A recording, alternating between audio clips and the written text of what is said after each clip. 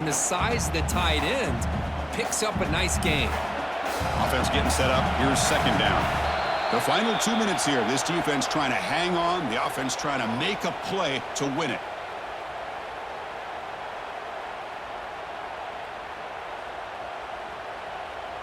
Here we go, trailing late in the game here. Serious urgency for this offense right now.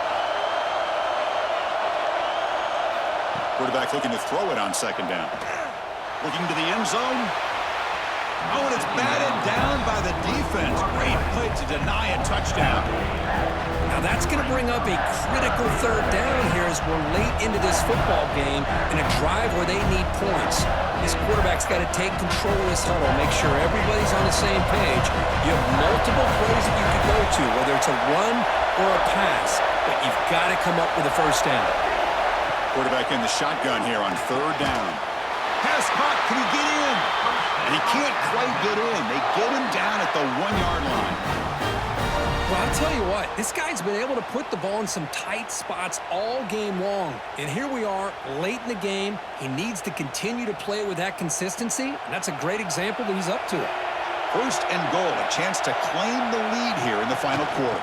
They try to muscle toward the end zone on the ground. Touchdown, tied. And they take the lead here in the fourth quarter. Well, what an unbelievable job by this offense, Chris. They put themselves in a position to put a touchdown on the board. They take the lead, and now we'll see if their own defense can hold on to that lead in these last couple minutes of the game.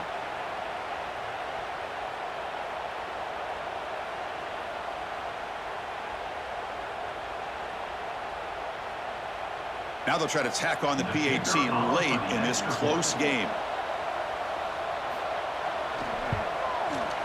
He knocked through the PAT, so the lead is 5 here in the fourth quarter.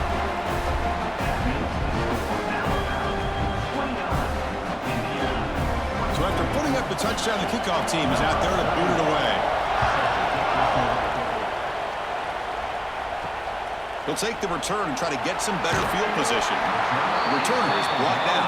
Gets us started on the next drive. Here's the first play of the drive now, backed up at the 15. Back to throw. It's Mendoza. Caught by the receiver. Pickup is 5 yards, so it's second down and 5. You know, it's a nice completion, but it's kind of another short game. The defense is keeping everything in front. I think the offensive coordinator's got to find a way to take some vertical shots to get some chunk plays. Tight game. Final 2 minutes. Can the offense make a play here? And they desperately need it. That's caught. It's Hemby. That's out of bounds after a solid game.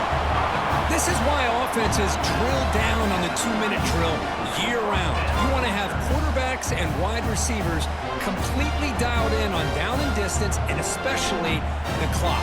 You got to get out of bounds when you can to preserve it. They do a really good job of that right here.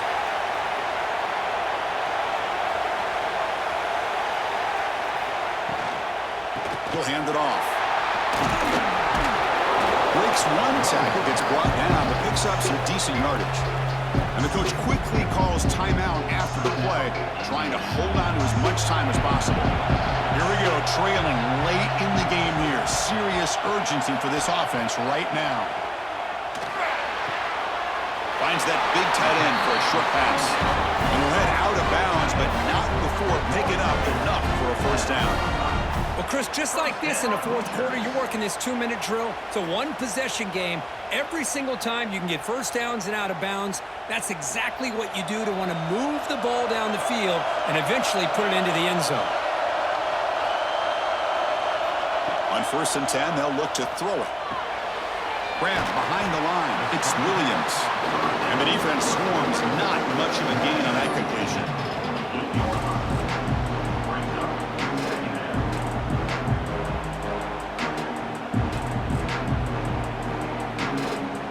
They'll get set, needing to score quickly now, looking for some big plays right here. Scanning the field. It's Mendoza. Comes up with the catch. Defense reacts quickly. A very short gain on the play. Man, give the defense a lot of credit. You're taking away the elite receiver. That primary target forces the quarterback to find a second or third option. He gets positive yards, but anytime you can take away the big play late in the game, it's going to help you be able to secure victory. It's third down. Quarterback in the shotgun. Grab down the middle. It's Becker. A timeout stops the clock with just 7 seconds remaining in the game. The Hoosiers begin a new series here, 1st and 10.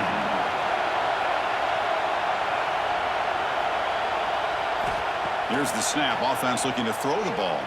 Deep shot toward the end zone. Oh, would have been a game-clinching interception. Couldn't hold on. Brings up 2nd down. Well, obviously, a field goal does them no good. They're going to have to put the ball into the end zone and hope that somebody can make a game-changing play. And the 8th play on this drive coming up.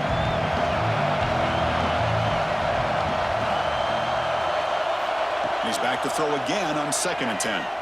Back-to-back deep shots. And it's incomplete. They come up empty in the end zone. The defense holds to wrap up the victory.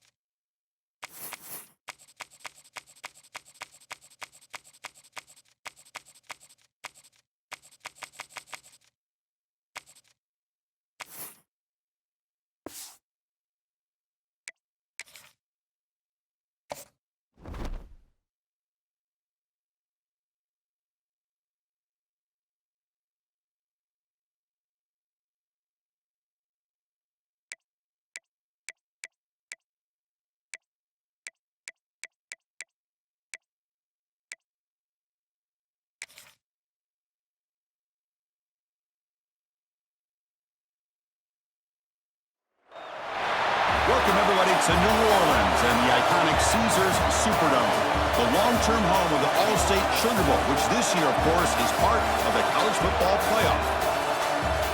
Hi, folks, and welcome to this highly competitive matchup, as we'll see the number 6 team in the country, the Ole Miss Rebels, taking on the second-ranked team, the Georgia Bulldogs. For EA Sports College Football, I'm Chris Fowler here with Kirk Hermstreet. Let's get this thing underway.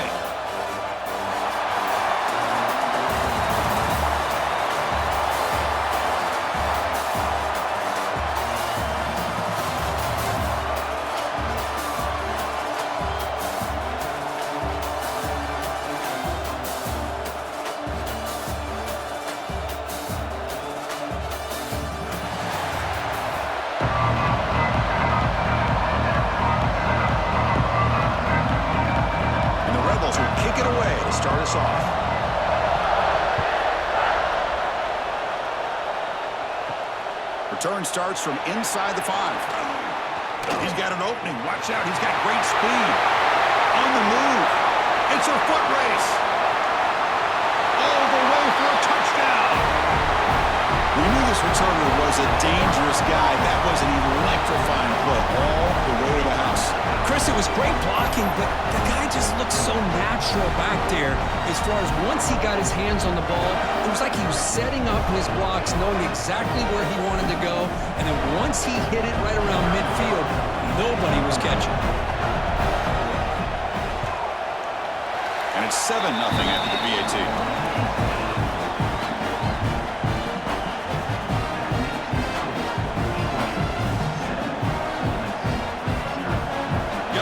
Scoring that touchdown. Now the kickoff team out there to kick it away.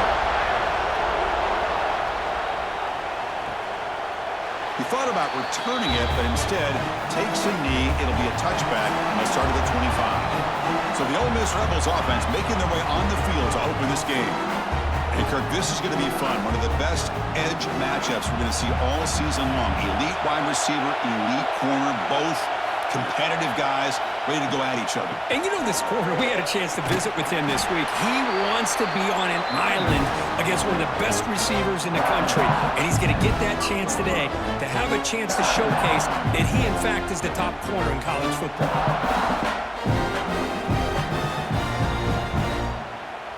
What's the play call here on second down for this offense?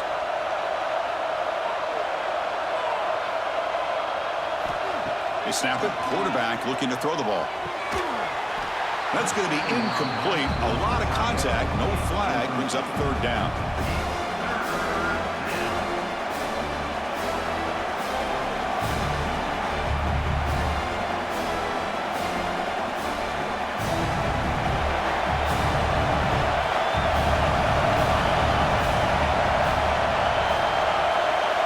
Out of the gun now on third down. That one is incomplete. The defender was right there, and it brings up fourth down now. And I was hoping he'd be able to hold on to that football. That would have been a big play there on third down. Now, big decision coming up here on fourth. The Rebels will have to kick it away. And this will be the first punt for this offense this afternoon.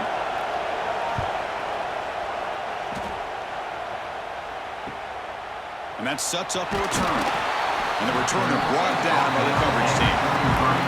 So Georgia's offense makes their way onto the field for their first possession. And each offense features a star tight end. Kirk, what an elite matchup of guys who can really hurt defenses in a variety of ways. It was the last time we did a game where we were excited to watch two tight ends from opposing teams go against each other. But that's what we have today. Both of these guys are elite at their position. Both want to have bragging rights that they're the best in the country. Let's see who can be. And he breaks clear down the right side. It's a foot race. Touchdown, Georgia. Way too much speed in that play. Well, that's a well-oiled machine right there. Everyone on this offense has been a star in their roles. When they're rolling like this, it results in quick and positive results.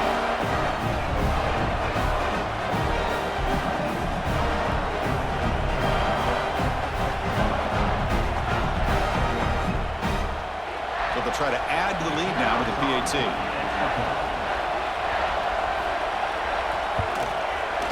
With the PAT, they take a 14-0 lead.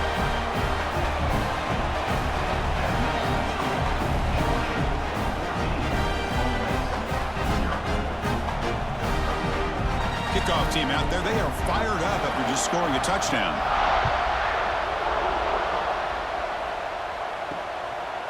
Doesn't bring the kick out. Touchback. They'll start at the 25. And the Rebels offense is back out on the field.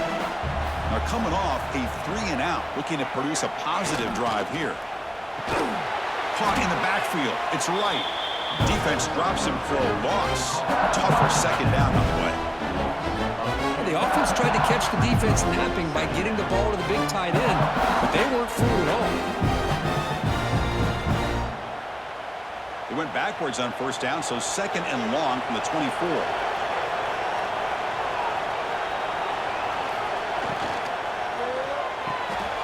With the catch, it's Lee. They bring him down after a short gain there. Love to see the short passing game as a great go-to for any offensive coordinator in the first quarter because it's reliable and allows you to see how the defense is reacting. That can open up for other things later on. So ball at the 30. This is a manageable third down play for the offense. Out of the gun now on third down. Receiver looks it in. It's complete. That'll pick up first down yardage very near the 40. Well, when you play zone defense on third down and you don't get pressure from your defensive line, you're going to give a quarterback a lot of time to be able to find an open receiver and eventually get the first down. Not surprised at all that they're able to convert. And the Rebels come to the line to start a fresh set of downs.